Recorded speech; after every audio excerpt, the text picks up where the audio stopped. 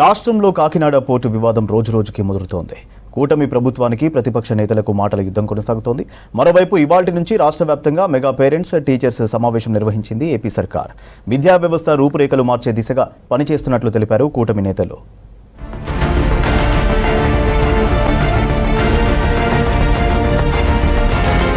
రాష్ట్రంలో మామిడి పండిస్తున్న రైతులకు గుడ్ న్యూస్ చెప్పింది ఏపీ సర్కార్. మామిడి పంటకు బీమా అమలు చేస్తున్నట్లు ఉత్తర్వులు జారీ చేసింది. జిల్లాల వారీగా లెక్కించి సగటు ప్రీమియంగా నిర్ణయం తీసుకుంది సర్కార్.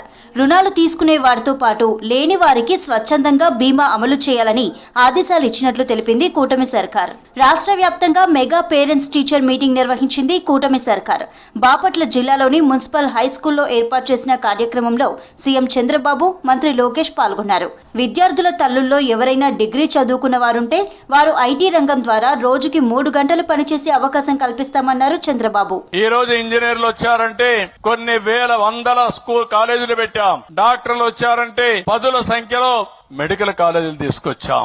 దానివల్ల మన వాళ్ళు డాక్టర్లు అయ్యారు, ఇంజనీర్లు అయ్యారు, బ్రహ్మాండంగా చదువుకొని ముందుకు పోయే పరిస్థితికి వచ్చారు.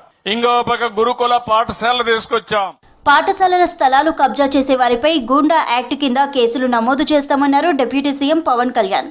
మెగా పేరెంట్స్ టీచర్స్ ప్రోగ్రాం సందర్భంగా Kadapa municipal corporation high school ను పవన్ సందర్శించారు. ఆడబిడ్డల భద్రత బాధ్యతను కూటమి ప్రభుత్వం తీసుకుంటుందన్నారు. విద్యార్థులతో కలిసి సహపంక్తి భోజనం చేశారు పవన్.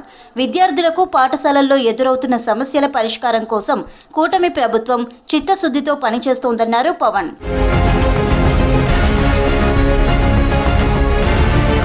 6 నెలల్లో మెగా డిఎస్సి నిర్వహించి టీచర్ పోస్టులను భర్తీ చేస్తామన్నారు మంత్రి లోకేష్. రాజకీయాలకు అతీతంగా విద్యా వ్యవస్థను తీర్చిదిద్దుతామన్నారు. సీఎం చంద్రబాబు ఆలోచనలతో ఏపీ మోడల్ విద్యా వ్యవస్థ రూపుదిద్దుకోనున్నట్లు తెలిపారు. విద్యార్థులకు చదువుతో పాటు నైతిక విలువలపై పాఠాలు చెప్పాలని టీచర్లకు సూచించారు మంత్రి లోకేష్. పుస్తకాల్లో కూడా మహిళల్ని గౌరవిస్తాం కానివ్వండి, ఇంటి పనులు కూడా సమానంగా ఇద్దరు చేయాలనేది పుస్తకాల్లో పెట్టబోతున్నాం. వచ్చే సంవత్సరం నుంచి అది కూడా చేస్తున్నాం. ఇంతేకాకుండా ఆడ మగ సమానం అనేది పిల్లలకి పాఠశాలల్లోనే నేర్పిస్తామని ఈ సభాముఖంగా తల్లిదండ్రులందరికీ నేను హామీ ఇస్తున్నా. ఇప్పుడే గౌరవ ముఖ్యమంత్రి గారు చెప్పినట్లు పిల్లల్లో నైతిక విలువలు చాలా చాలా అవసరం. చంద్రబాబు హయాంలో ఏడీపీ నుంచి సుమారు 380 కోట్లు తెచ్చి పోర్టు కట్టారన్నారు కాకినాడ జిల్లా వైసీపీ అధ్యక్షులు కురసాల కన్నబాబు. ఆ పోర్టు నిర్వహణకు సింగపూర్ కంపెనీలు తీసుకొచ్చి అందులో చంద్రబాబు బినామీ కేవీ రావును చేర్చారన్నారు. కేవీ రావు నిర్వహణలోనే అక్రమ రవాణా జరుగుతోందని గతంలో పవన్ కళ్యాణ్ కూడా ఆరోపించారన్నారు. నేడు అధికారంలోకి రాగానే అరబిందో మీద, వైసీపీ మీద కావాలని తప్పుడు ప్రచారం చేస్తున్నారన్నారు కన్నబాబు. పోర్టును ఎందుకు నిర్వహించలేదు? పక్కన ఉన్న యాంకరేజ్ పోర్టుని అయితే రాష్ట్ర ప్రభుత్వం నిర్వహిస్తుందంట. ఈ డీప్ వాటర్ పోర్టుని మాత్రం నిర్వహించలేదంట. అంతకుముందు నాకు తెలిసి కేవీ రావు గారు అని ఆయన సినిమా రంగంలో ఉన్నాడు.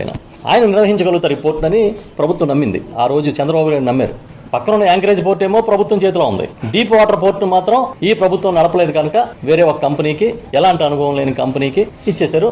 అది కూడా ఎవరినో తీసుకొచ్చి వాళ్ళకి ఇచ్చినట్టు ఇచ్చి జాయింట్ వెంచర్ చేసి వాళ్ళని బయటికి పంపించి ఆ తర్వాత దీనికి కేటాయించారు. ఇక రేషన్ బియ్యం అక్రమాలపై విచారణకు స్పెషల్ సిట్ వేయడం సంతోషకరమైన విషయమన్నారు PCC chief YS Sharmila. Solar విద్యుత్ ఒప్పందాల్లో జరిగిన 1750 కోట్ల ముడుపులపై విచారణ ఎక్కడా అంటూ ఎక్స్లో పోస్ట్ చేశారు. బియ్యం మాఫియాపై పెట్టిన శ్రద్ధ అదానీ అక్రమ డీల్పై ఎందుకు పెట్టలేకపోతున్నారన్నారు. అధికారంలోకి రాగానే అన్ని నిజాలు నిగ్గు తేలుస్తామన్న చంద్రబాబు ఇప్పుడెందుకు మౌనంగా ఉంటున్నారని మండిపడ్డారు షర్మిల.